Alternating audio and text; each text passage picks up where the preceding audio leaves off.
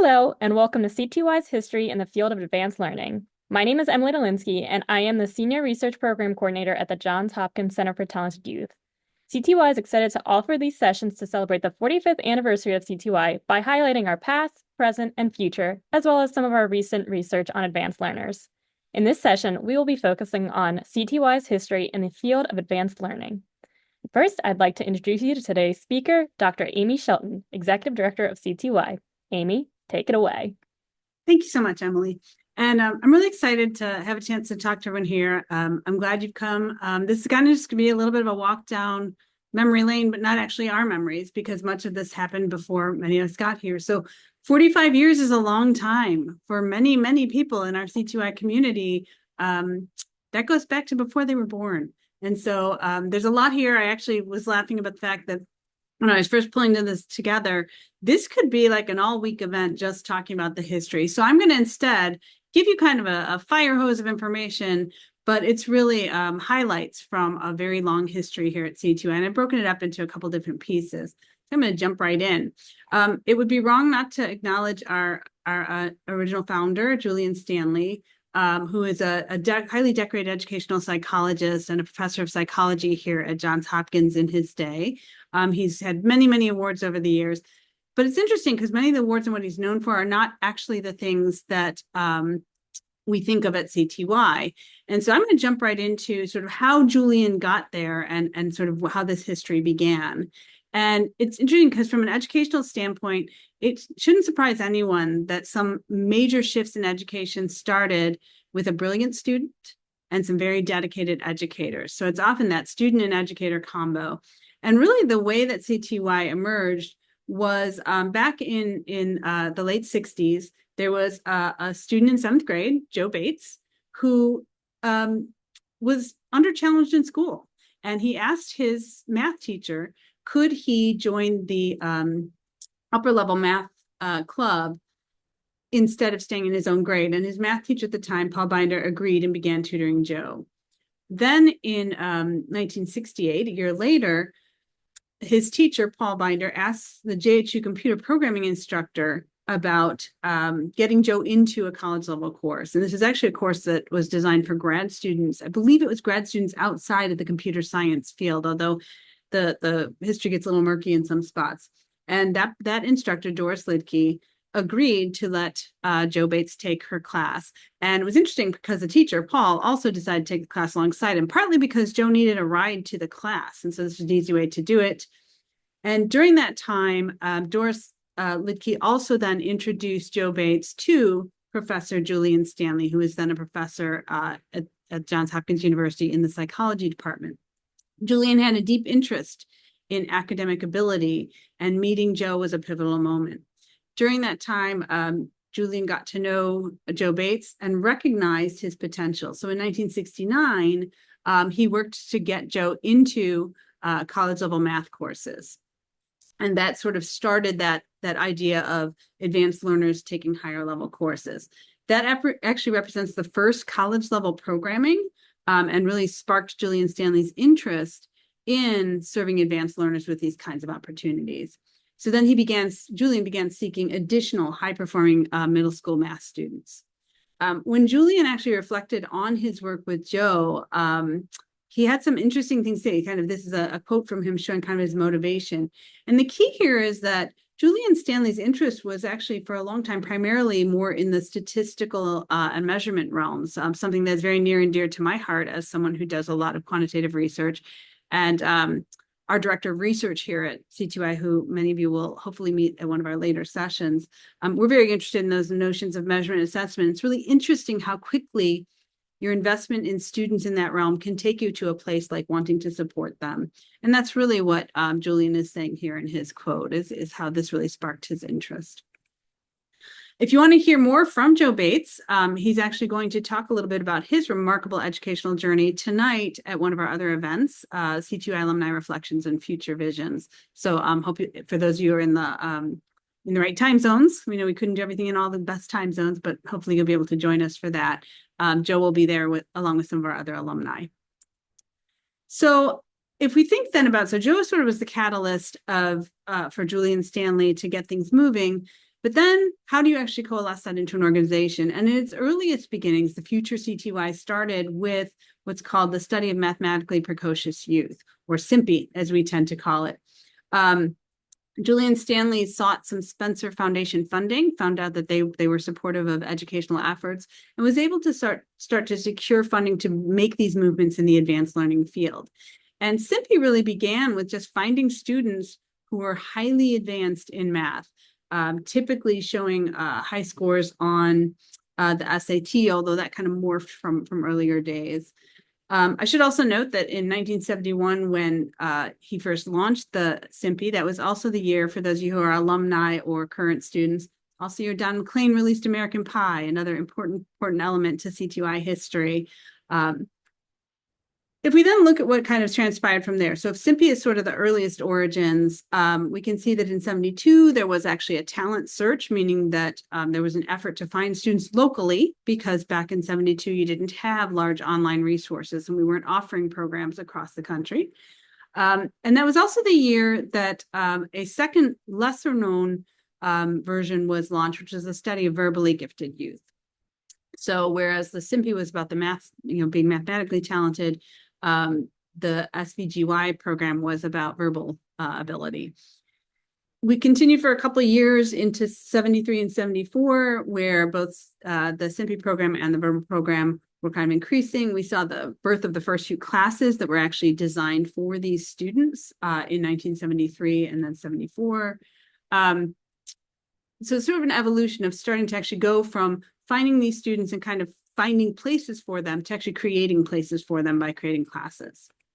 We jumped then ahead to the birth of our summer programs, which is what we're actually celebrating this week as part of our 45th anniversary. In 1979, the Office of Talent Development was established to combine SIMPY and SVGY to offer programming. It actually took on the name the Office of Talent Identification and Development, depending on where you look at it. And the acronym for that became OTID, OTID. So that was our first birth. It had a director, William C. George was the executive director at that time, and the goal was to provide a variety of opportunities for students. Even in 1979, there were some institutes, like there was the Summer Humanities Institute and other elements that were sort of the birth of what became sort of our large-scale summer programs. 1980 was the first time that OTID held a talent search more broadly again, locally, because we were, there was you're kind of bound by the local territories at that time.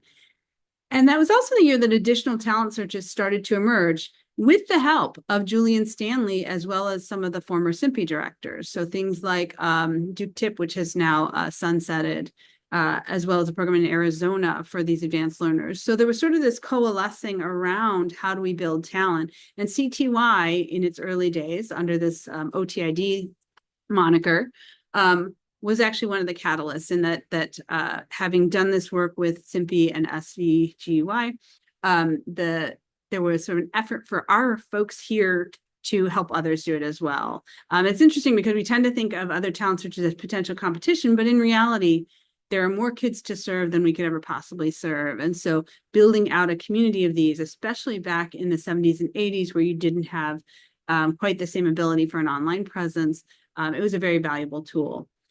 And then in 1980, probably the key moment for us in many ways is that was the first summer program, and it was at St. Mary's College St. Mary's College of Maryland. So while the other sort of smaller programs had been happening here at Johns Hopkins or locally within Baltimore, this was the first residential program out at St. Mary's.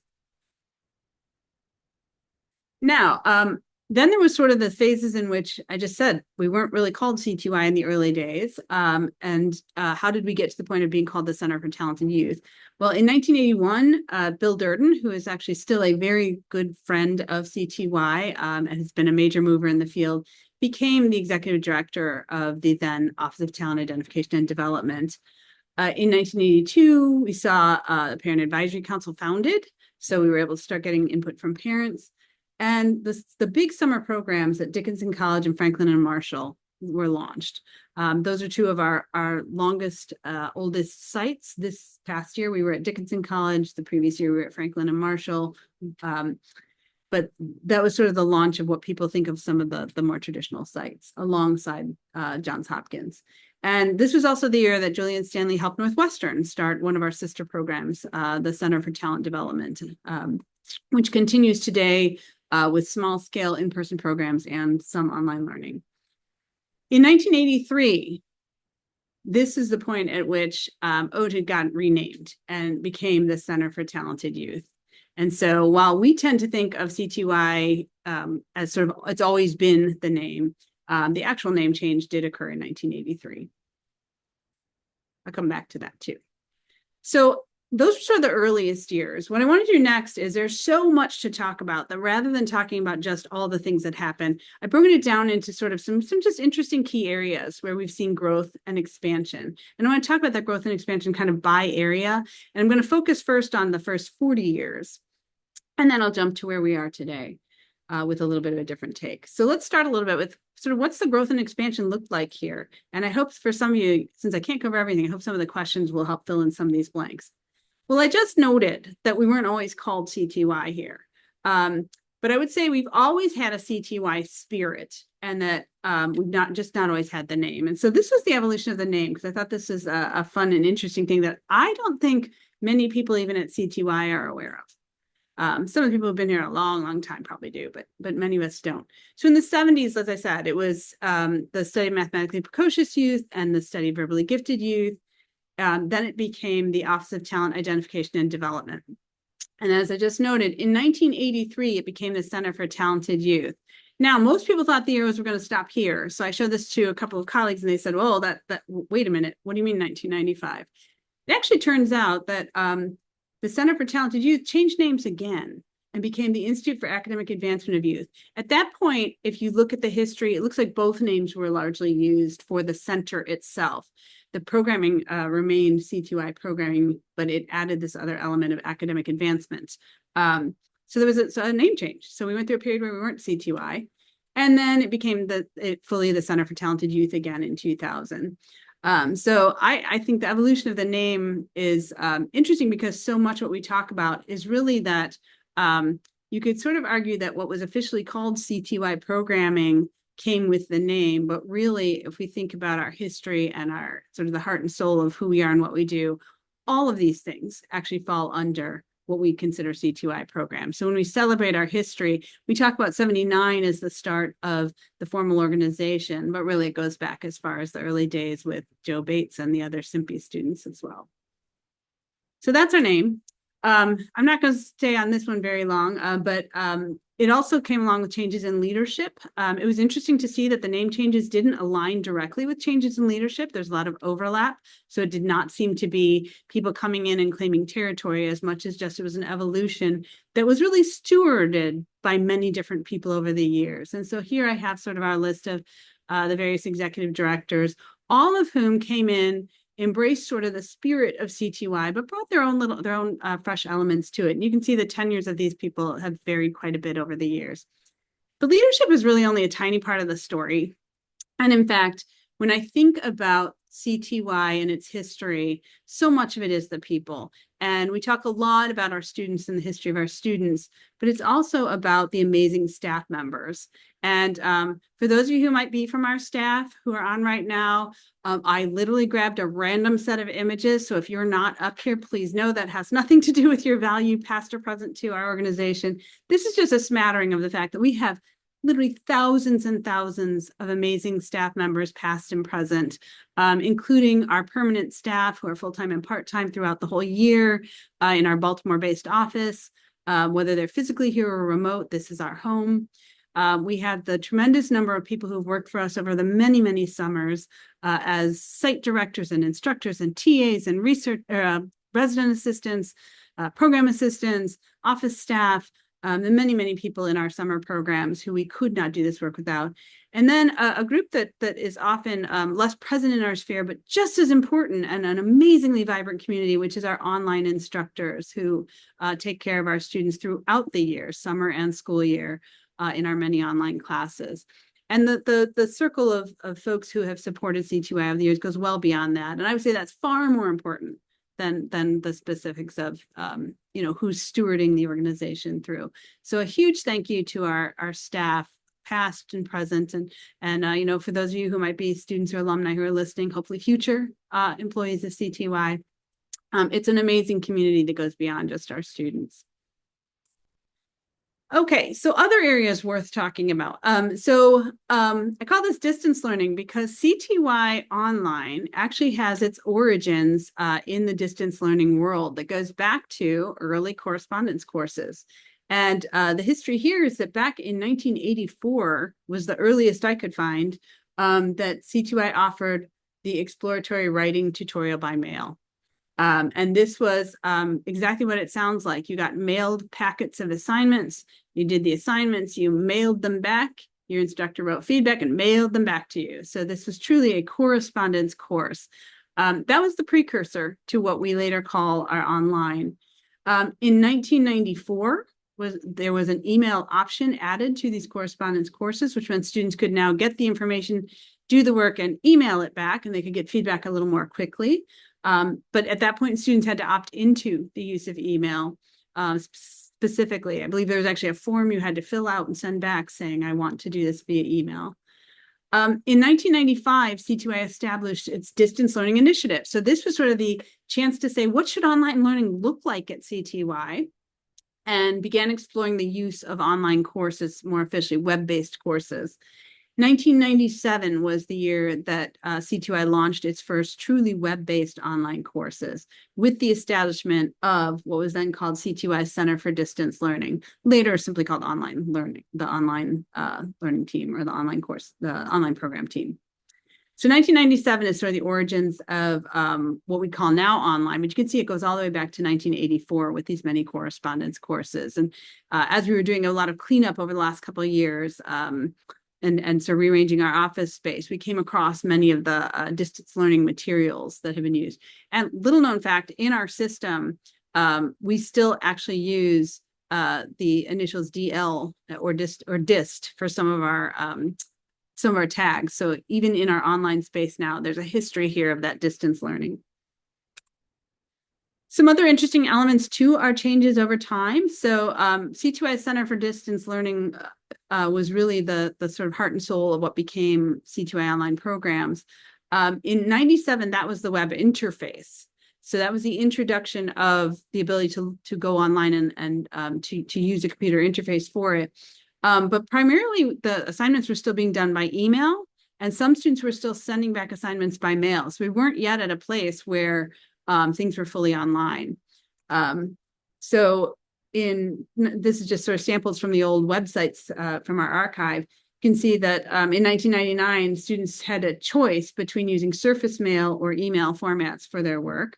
And then they have some courses were like more required to do email, and others was sort of an option for it.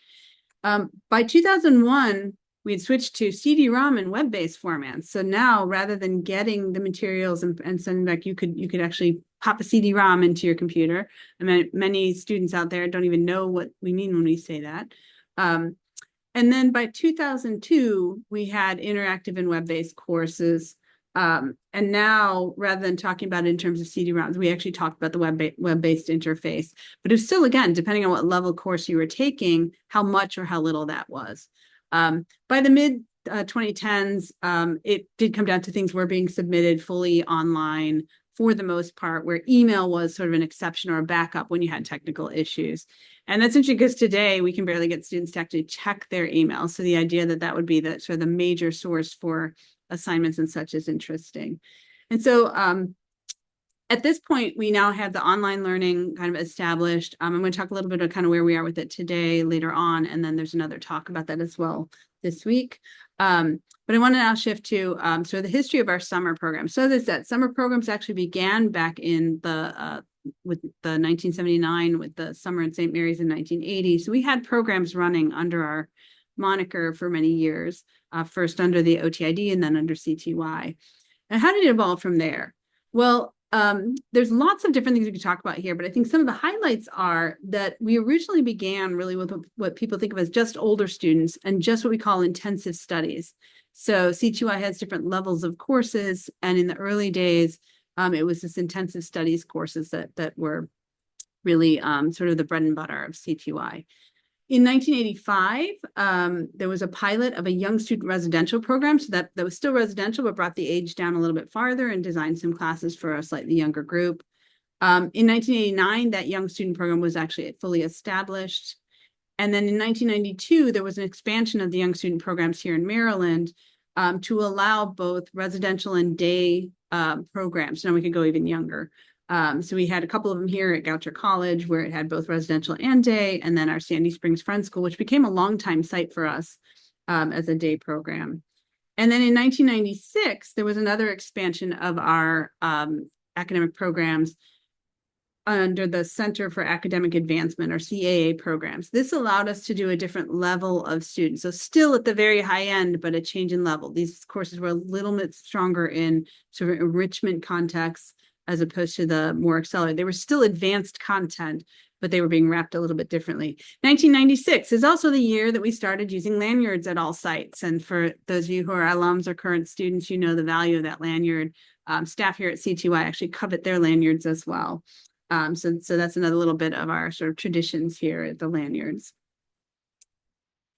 Over the years, CTY has had many, many, many different sites. And I originally played around with maps and all kinds of things and decided just to give you the basics. So in 45 years, CTY has operated various programs at 85 different sites that we can count. We've been in 11 different states over the years, plus the U.S. Virgin Islands. So our domestic sites have spanned a wide range. We've been in Hawaii. And we've had 9 international sites in 5 different countries over the years. We've had some other international relationships, but our actual sort of ones that we consider as sort of really operating specific programs in, it's been about 9 different international sites. I also thought it was interesting to look at just the evolution of sites over time. This graph here shows the years and the sort of the increase in the number of sites that we have. I've taken this up to 2019 because I'm going to talk a little bit more about 2020 and beyond in just a moment. It's also worth noting, so in addition to our international sites, CTY really has been a global community. And we've worked with many different international partners, whether it's to help develop talent searches, whether it's been to provide specific programming, whether it's to help them work on simple identification. And I've highlighted just a few of them here that were sort of key larger scale projects that we worked with. So the founding of CTY Ireland in 1992, which is still going strong and is still very much a partner organization in many, many, many ways. We have close ties to them and a really strong working relationship, including things like potential to do research, working together on conferences. And then in 2013, we consulted and helped them found CTY Greece, along with funding from the Niarchos Foundation. We've had other ones as well, like CTY Bermuda, as well as work in Malaysia and other countries. So again, very much an international presence. Today, we continue to work with international partners. We have partnerships with or collaborations with folks in Japan, in Singapore, as well as many other places here in the US. And so many, many opportunities to work internationally. Perhaps more importantly, our students come from all over. So in addition to sort of working in ways that we can sort of get to students in their home space, we also really have broadened the reach of CTY over many years to include many, many international families each summer, and in our online programs even more so. So heavy, heavy influence in the global community. I had the good fortune of actually attending a European conference recently, and what was impressive was the reach that CTY has had, both in terms of students and teachers who knew about us and were sending students to us, but also just the impact of the programming on then their return to their home country as well. We've also worked very heavily on broadening access in other ways, so beyond the international reach. We've had a number of different support programs over the years, like our first Urban Initiative program was in 1998, supported by the Geraldine Dodge Foundation. That was a project in New Jersey. We've continued to do outreach work in New Jersey with the help of the Overdeck Family Foundation and others. In 2012, we had a Rural Connections program that helped to bring students to CTY who might not otherwise be able to. We have our program on CTY Scholars is a major foundational program for us that was actually born out of some early funding from Goldman Sachs, but really was established in 2004 with the Next Generation Venture Fund. And I'll talk a little bit more about CTY Scholars for those who are not familiar in just a moment. And in 2013, that was another hallmark moment for us here in Baltimore, because that was when we established what is now called the CTY Baltimore Emerging Scholars Program, a program that is really a true partnership with city schools and a model for us to work with others. More recently, we launched a different program, but in that same spirit of partnership with the U.S. Virgin Islands in a program for math students. There are just some other key milestones before I kind of come to more current day. First is just things like in '88, we started our Alumni Association. For all you alumni out there, I hope you're part of it. I hope you continue to work with us. We hold alumni events periodically. Much of our alumni engagement now is really sort of on a personal level and then building sort of coalitions. But I have the good fortune of attending many different events with our alumni, and it's always very gratifying. That same year, we launched the Sarah D. Barter Teacher Recognition Program. This is a program where CTY students get to recognize a teacher who has impacted them in their life. And we hold both a recognition ceremony and a workshop with these teachers to really celebrate them, but also to work with them and gain from their substantial knowledge about education. And that is something we actually look forward to every year. Despite being more focused typically on our students, this is a chance for us to actually work closely with teachers. In 1991, what was formerly the SIMPI program kind of merged into the Study of Exceptional Talent, or SET. I'm sure we have many SET students and alumni out there right now. This was really a way of recognizing and supporting those students at sort of the very highest end of our academic talent spectrum based on their testing. Alongside that, there was a launch of the Imagine magazine, which has since sunsetted in favor of electronic publication. The Imagine magazine was really an evolution of the SET newsletter coming forward. In 1998, there was a need in our space for more diagnostic and counseling services. So what we called then the DCC, or the Diagnostic and Counseling Center, was open. That was closed in 2020, in part because of an emergence of other resources and a declining need in our space, but it was a very valuable resource for many years. In 1999, we actually formed our National Advisory Council. That is an incredible resource for us. We have what we call our Advisory Council, and I hope some of you are on our call today, and they're really a support mechanism for us in so many ways. It's a place for us to pulse check and to learn about our space when we can't always get directly to our students and our families, really providing a wide range of support for our strategic initiatives, as well as our sort of day-to-day operations when questions emerge. In 2010, I note that we began in some of our Hong Kong programs. Hong Kong was a stronghold for CTY for many years. We've operated 2 sites per year there up until the pandemic. And we, at the time, also had an East Asia Advisory Council. We did retire the East Asia Advisory Council in 2023, in part because we wanted to figure out how to merge it with the primary Advisory Council. And so with the closure of our Hong Kong sites during the pandemic and the sort of the changes that were happening, we've since sunsetted. But it was, again, another valuable resource for us in so many ways here at CTY. In 2013, near and dear to my heart, because I used to be in research more heavily, was the establishment of the CTY Research Lab, which there are other talks about some of that work in our events this week. And then in 2018, we had the good fortune of hosting the 12th Annual Wallace Research Symposium. So we co-hosted that with the Wallace Foundation folks and the folks at the Bell and Blank Center in Iowa. And that's a symposium that happens typically biannually. This one in particular was honoring the 100th anniversary of Julian Stanley's birth.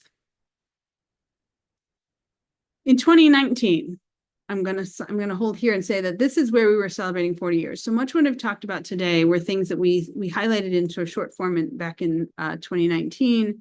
But we did hold a 40th anniversary celebration at that time that included a symposium here in Baltimore, fundraising, and a chance for us to reflect and look forward. So much of what we did post 2019, we had sort of a change up in leadership and sort of launched where we would go from there. So now I'm going to move to a period in CTY's history over the last few years that for many reasons I describe as a tumultuous time in the early 20s. But I think it's worth sharing because it's really shaped kind of who we are today in so many ways. And so we'll start with I think everyone's very familiar with this one. CTY, like everyone else, was affected by the COVID-19 pandemic. We had 24 sites slated for summer of 2020, 22 in the US and 2 in Hong Kong. And as we all know, in January 2020, there was a new virus emerging, and no one was really certain about what it was. And in fact, at CTY, we started sort of looking ahead to planning, but it didn't feel real at the time. By February 2020, we knew that our Hong Kong sites were in jeopardy, and we started making plans for what would happen if those had to close. By March 2020, as you all know, the world essentially shut down. There were still questions about how long, but CTY had to very quickly start to prepare for the potential closure of our summer sites. And by April 2020, all sites were closed, and we had to shift gears. This felt like a devastating moment for CTY, as it probably did for many people out there, because this had been the heart of our operations, right? We had this strong online presence, but when people said CTY, what they often went to first were those robust summer programs. So the question was, what do you do? And so we had a couple different strong reactions to the pandemic. First was that the testing centers were closing, which meant there would be no new students for CTY. Even without our summer programs operating, we had robust online programs, and we still had the requirements to test into them. And so what we had to do there was step up a way of testing. And this was really fascinating to me because in 2019, I stood before our collective audience talking about the 40th anniversary and saying, we are in the midst of a huge project to create online on-demand testing for our families. So you could take your test anywhere at your convenience with a very short lead time to do it. And that project is probably on an optimistic side, 18 months to 2+ years out. Well, come April 2020, we no longer had a 2-year window to stand up that on-demand testing. And so we had to step up the pace of that project very, very quickly.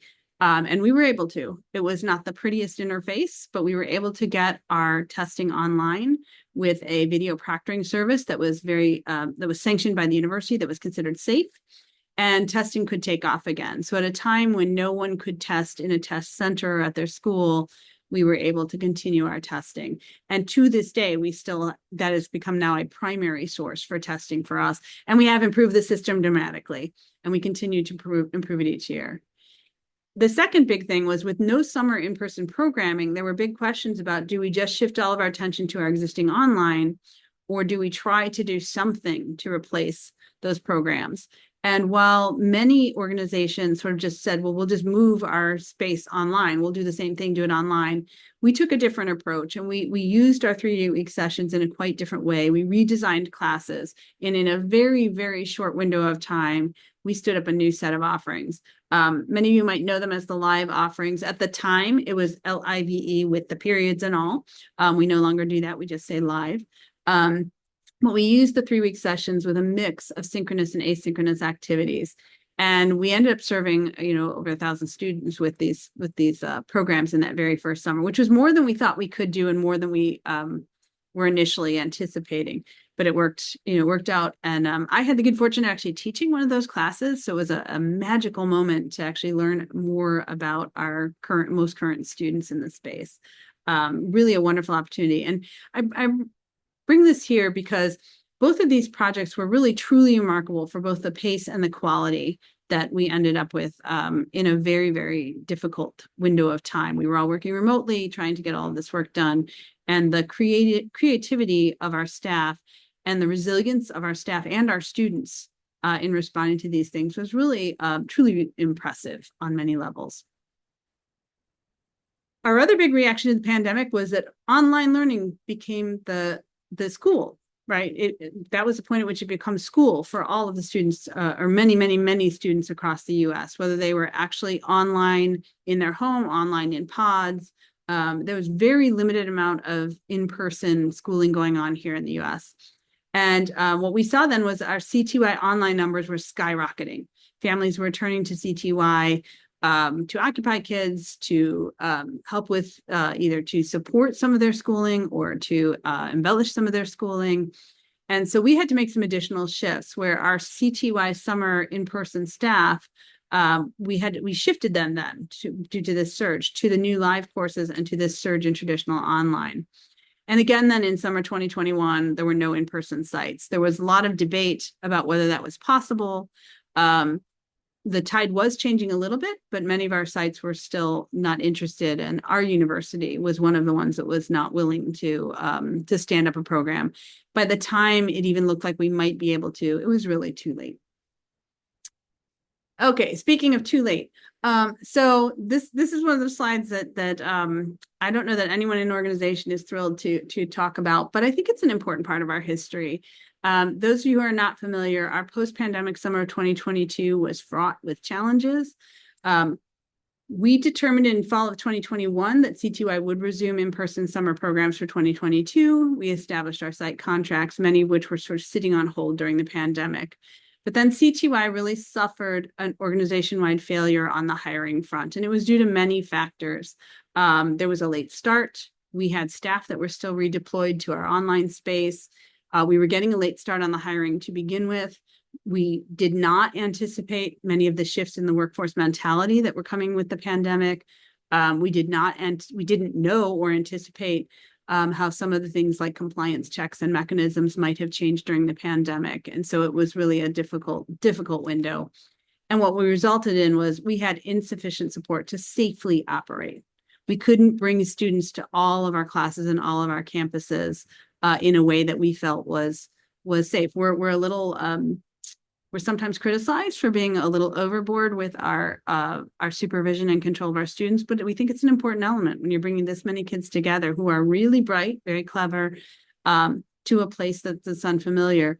We couldn't support it safely. The result was that we had to do the closure of one complete site, which was a devastating moment for many of us at CTY and for the families that were impacted. And then we had to close a number of courses at other sites as well, just to make sure we had sufficient numbers, and whether it was instructors or other adults in the space, making sure that we could operate safely. So it was a very difficult time, very dark time in CTY's history. And the late decisions that were made added to the turmoil. So as I said, it was not HR, it was really that the organization as a whole needed to really reflect on what happened. But there were some bright spots in the clouds, including we did successfully serve thousands of students at the remaining sites that summer. And though we anticipated sort of a dip in sort of the satisfaction of those, the majority of the students who participated had a positive experience. And when you went to sites were very much running the way we expect CTY sites to run. That said, there were many families affected. And the other thing that was really gratifying was our staff really adopted a all hands on deck approach to solving the problems, to working with families and figuring it out.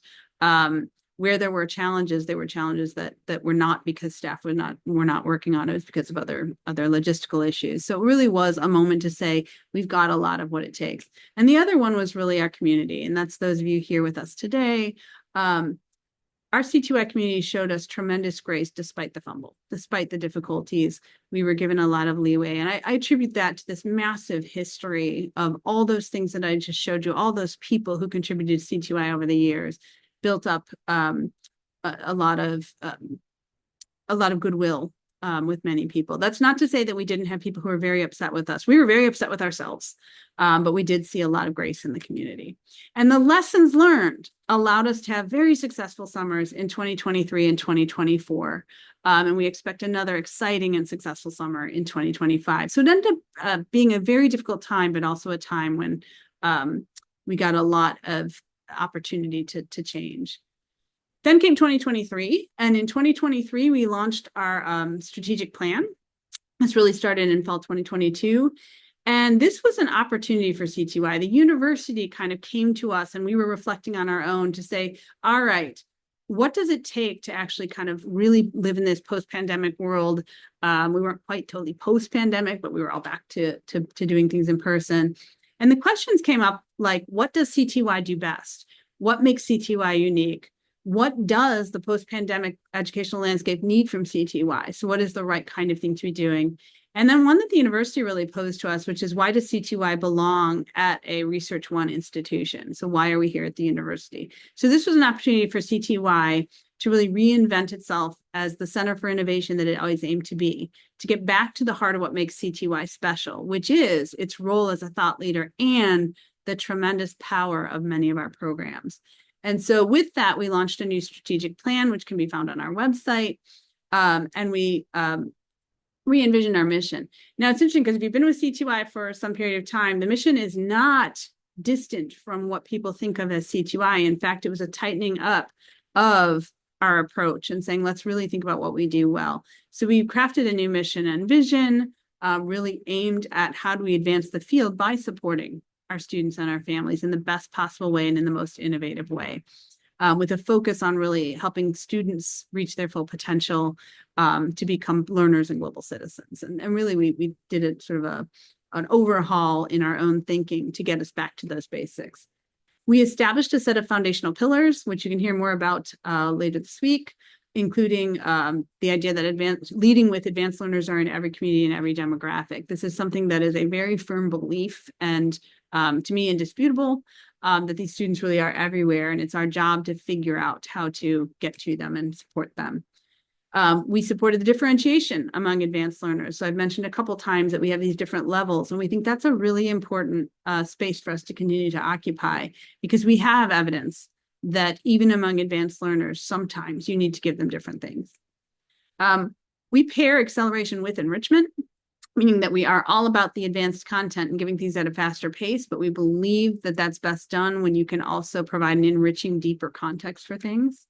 We prioritize facilitated learning over more direct instruction. That's not to say our teachers aren't driving some lecture and some content, but really it's putting the learning in the hands of the student and having a really good expert educator guide them through it. We talk a lot now about strength through collaboration and partnerships. This was somewhat new in terms of commitment for CTY, in that it meant we were going to look to others for their expertise and really the value of our peer community and networking, which has been at the heart of many of our in-person programs. So that takes us to CTY now in 2024. And we still have some of the basics that people are familiar with. We still do testing and identification, in-person programs. We have our online space. We are dedicated to research. These are sort of always been foundational to CTY, and we're really being deliberate about those. With respect to testing and identification, we continue to characterize students for where they are with respect to their advanced abilities. So you can have, and we currently divide that into verbal and quantitative. We have some deeper ways of thinking about that going forward. But students can essentially be identified on one or both domains and sort of knowing where they are. So you might have a student who's a CTY level in verbal and an emerging level in quantitative, and all variations on this. And this allows us then to think about how a student is going to be identified. And I'm not going to say much about that now, because later today, Catherine Thompson and I will be talking a little bit about the evolution of testing. So if you're available and would like to learn more about our testing and so really the history behind it, that happens at 12:30 p.m. Eastern time today. We still have our core programs. Our summer programs on campuses are continuing. We've been making some interesting changes to add new things, to try out some new things, but really we're sticking to our bread and butter. We have, with respect to in-person programs, we also have revived our educational travel programs, which are exciting opportunities for families to go and travel together to interesting places and learn while you go. So it's a way of having some family offerings, and pretty amazing trips are currently on the horizon. We actually have a couple of them posted right now for enrollment. Our online programs are kind of in the midst of an evolution because of our new strategic roadmap, where we still have a wide range of courses that are both synchronous and asynchronous, and we still have ones that are being used for school placement and credit. CTY does not actually give academic credit, but there are families that have been using our offerings for that purpose. But we're also introducing and shifting towards some new offerings where we strengthen that peer community component and bring more alignment between our online and in-person programs to create more pathways. And then we've been looking at a variety of different course models where we can deepen the content and think about skill development and application. And then we have a set of programs which I've alluded to throughout, which include our academy-like programs, which are things like the Baltimore Emerging Scholars Program, which is a city schools collaboration where we're in the schools doing CTY courses with CTY-trained city school teachers. Our CTY Math Academy for Promising Scholars, which is an accelerated remediation program in the U.S. Virgin Islands, where we have a co-teacher model. So we have a classroom teacher in the Virgin Islands and an expert online CTY instructor who's providing the support. And those two teachers work together to build capacity and support the students. Both are really impressive groups of students and amazing models. We continue our CTY Scholars Program, which is a support program for under-resourced students, where they have to qualify for CTY plus complete an application, and they receive a variety of services. So shout out to all my CTY Scholar alumni out there. It's a very impressive group. We've been able to match our scholars to sort of the right colleges and universities for them. So a lot of college matching goes on, and we have multiple success stories from this program over many years now. You can find those on our website. We're always happy to share the stories about our students who've really done amazing things over the years. Okay. And then the last area I want to talk about before sort of wrapping up is that research has become really a key area for us again. So we were founded in research with Julian Stanley, and we brought that back to be a key feature over the last 10 plus years. Our research agenda includes really looking at equity in terms of identifying and characterizing learners, increasing access to the opportunities, and really understanding and supporting the needs of our advanced learners. So you can see how all of this wraps back into our program space, that to keep that program space alive, well, and moving, evolving with the changes in the climate, we need the research to back it. So the two will work together. We use our programming to help us inform our research, and we use our research to inform our programming. Some of the things that we also do are building upon our collaborations. So we have a number of interesting collaborations, like the use of AI in classrooms, work that we're doing on dynamic assessments. So instead of assessments of simply, how many things you can get right, thinking about dynamically, that equitable identification is a major focus. We are revitalizing the study of exceptional talent. So I mentioned SET, and for my SET alumni out there, we are bringing this back with a new principal investigator of SET, Carrie Gilbolt from the School of Education.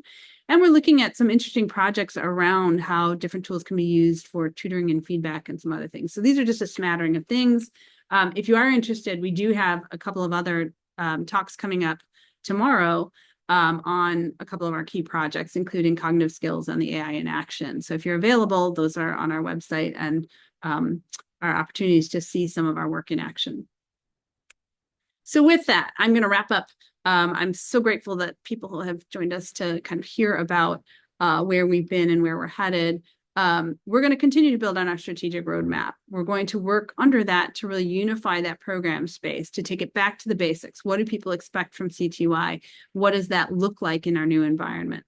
One goal of that is to really strengthen the peer community element. When we look across many, many, many years of data and stories, whether it's our satisfaction data, whether it's the anecdotes we get, whether it's the input from our instructors, what we hear over and over again is one of our strongest values is giving kids a place to build a community of learning. We also aim to offer our thoughts on leadership, our thought leadership in critical issues. We've been doing a lot of this work already on characterization and identification, on access and inclusion. We're looking at innovative curriculum issues. So really trying to, own that spot in the world as a thought leader in partnership with our many other sister organizations and educators. And the bottom line is looking ahead to the next 5 years, but really the next 45. We want to stay true to the heart of CTY and the way we support our advanced learners. We support the students, their families, and our hope is the field of education. And so with that, I'm going to say you can hear more about CTY strategic vision in the CTY vision for educating advanced learners in the 21st century. So again, you can find that on our website. I've also put the QR code here to that website for the remaining events for this week. I hope you'll be able to join us because many more exciting and interesting folks you get to hear from other people at CTY doing this work. So with that, I will say thank you so much for listening. I hope you learned something. And with that, I will turn it over to Emily to help us start the Q&A. Perfect. Thank you so much, Amy. That was not only informative, but an exciting look back on our past. But I honestly think that was a great way to kick off our 45th anniversary celebration. So I'm going to go ahead and stop the recording.